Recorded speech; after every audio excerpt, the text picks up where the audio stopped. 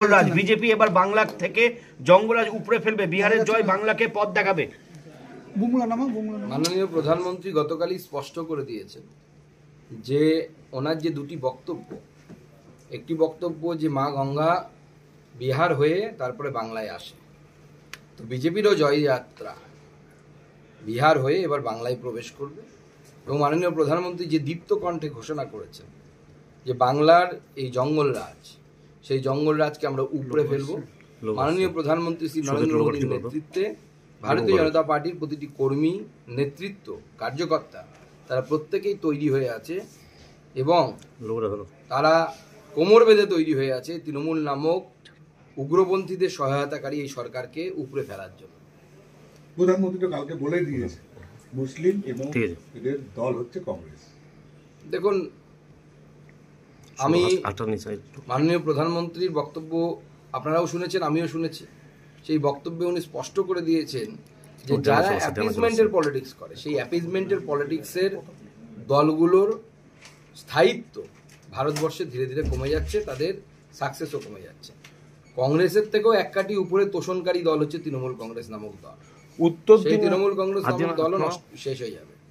উত্তর দিনাজপুরেও সেই হরিয়ানার আর এক ডাক্তারি পড়ুয়াকের সঙ্গে আটক করলো পুলিশ এবং সেই দিল্লির বিস্ফোরণের ঘটনা। না, আমি তো যেদিন বিস্ফোরণ হয় এবং ইনভেস্টিগেশন যখন শুরু হয়নি, মানে যা শুরু হয়েছে, কাউকে অ্যারেস্ট করা হয়নি, সেই সময় কলকাতাতে আপনাদের সাংবাদিক বন্ধুদেরকে বলেছিলাম যে দেখবেন এর আগে যতগুলো বিস্ফোরণ হয়েছে প্রত্যেকের তার পশ্চিমবঙ্গের সাথে কোনো না কোনোভাবে জুড়ে আছে, দেখা গেছে। সামনের দিকে এবারও যদি ওরকম হয়, আমি অন্ততপক্ষে আশ্চর্য হব না। এটা আমাদের ভাবার সময় এসেছে পশ্চিমবঙ্গের সংখ্যাগরিষ্ঠ ধর্মীয় সম্প্রদায়ের মানুষের যে আগামী দিনে মমতা বন্দ্যোপাধ্যায়ের নেতৃত্বে যদি রাজ্য চলে, তাহলে এখনই যা অবস্থা হয়েছে, পাড়ায় পাড়ায় উগ্রপন্থী, দুয়ারে উগ্রপন্থী প্রকল্প চালু হয়ে গেছে। এই দুয়ারে উগ্রপন্থী প্রকল্প কিন্তু এখন দিল্লিতে ফাটাচ্ছে বা নিজেও ফাটছে, দুদিন পরে কিন্তু আপনার বাড়ির সামনেও ফাটবে, মালদাতেও ফাটবে, মালদা মিউনিসিপ্যালিটির বাড়ির সামনেও ফাটবে। মানে বিহারে করছেন যে মালদা, মুর্শিদাবাদ, উত্তর দিনাজপুর, এই সমস্ত দক্ষিণ 24 পরগনা অনেক জায়গা আছে, নদীয়ার বেশ কিছু অংশ উগ্রপন্থীদের আখড়া, বীরভূম, বহু জায়গায় উগ্রপন্থীদের আখড়া হয়ে গেছে। তার মানে এখানেও সেই লিঙ্ক পাওয়ার সম্ভাবনা আছে। ভারতবর্ষে যখনই কোথাও বোম বিস্ফোরণ হবে, তার কোনো না কোনো লিঙ্ক আপনি পশ্চিমবঙ্গে পাবেন, পাবেন। দাদা, বিহারের মোদিতে ভরসা মহিলাদের, বিজেপিকে ভোট দিয়ে মুসলিম মহিলা ভোটারদের জয় এনে দিয়েছে এনডিএ কে। বাংলায় কতটা কাজ দেবে লক্ষ্মীর ভান্ডার? বাংলাতেও কি উন্নয়ন? বিরোধীদের জবাব দেবেন মা বোনেরা? দেখুন, বাংলার মা বোনেদেরকে আমরা আশ্বস্ত করতে চাই যে ভারতীয় জনতা পার্টি, মমতা বন্দ্যোপাধ্যায় এখন ভারতীয় জনতা পার্টিকে ভয়ে, ভারতীয় জনতা পার্টির ভয়ে ওনার যিনি অর্থ সচিব আছে তাকে বলেছেন যে আমি 1000 টাকা করে বাড়াতে চাই লক্ষ্মীর ভান্ডার, পারা যাবে কি? তো আমার কাছে যা খবর, অর্থ সচিব বলেছে যে আমাদের রাজ্যের আর্থিক স্বাস্থ্য তো ভালো নেই, 25-এ প্রায় 8 লাখ কোটি টাকা লোন হয়ে যাবে আমাদের এই রাজ্যে। প্রত্যেকের মাথার উপরে আপনাদের 70,000 টাকা করে লোন আছে, আমার মাথা তো ইনক্লুডিং।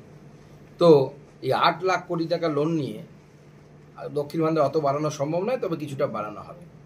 আমি আজকে বিজেপির একজন সাধারণ কর্মী হিসেবে আপনাদের মাধ্যমে রাজ্যের মহিলাদেরকে আশ্বস্ত করছি যে 50 টাকা বেশি হলেও তৃণমূল যা ঘোষণা করবে তার থেকে বেশি আমরা অন্নপূর্ণা ভান্ডারে দেব মহিলাদেরকে। শুধু তাই নয়, শুধু তো লক্ষ্মীর ভান্ডার দিলে হবে না, লক্ষ্মীর সাথে যেন নারায়ণ থাকতে পারে তারও তো ব্যবস্থা করতে হবে।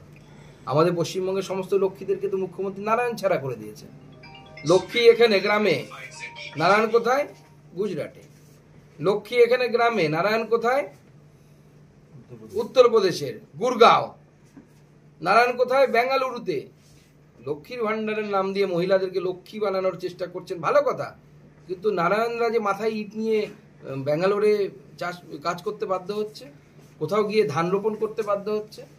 আমরা শুধু লক্ষ্মীর ভান্ডার বাড়াবো নয়, লক্ষ্মীর ভান্ডার বাড়িয়ে তাকে অন্নপূর্ণা ভান্ডারের মতো কিছু করবো। এবং যেভাবে বিহারের জীবিকা দিদি করা হয়েছে, মহিলাদের নিজের পায়ে দাঁড়ানোর ব্যবস্থা করবো, তার পরিবার যেন তাকে ছেড়ে যেতে না হয়, নিজের নামে, মহিলাদের নামে যেন ব্যবসা, কর্মসংস্থান গড়ে ওঠে, তার ব্যবস্থা।